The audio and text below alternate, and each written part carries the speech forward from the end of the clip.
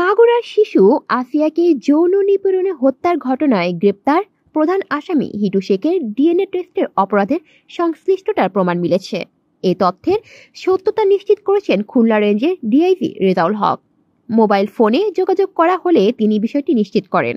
এ বিষয়ে অন্য ৩ আসামির ব্যাপারে তদন্ত চলমান আছে বলেও জানিয়েছেন তিনি। এর আগে শিশুটিকে যৌন নিপীড়নের দায় স্বীকার করে আদালতে ১৬৪ ধারায় জবানবন্দি দেন আসামি হিটু শেখ। ১৫ মার্চ মাগুরায় senior judicial magistrate Sabyasachi Roy ওই আসামির ১৬৪ ধারায় দেওয়া জবানবন্দি রেকর্ড করেন। বোনের বাড়িতে বেড়াতে গিয়ে শহরের নিজ নান্দোয়ালি এলাকায় ৫ মার্চ রাতে ৮ বছরের শিশুটি যৌন নিপীড়নে গুরুতর আহত হয়।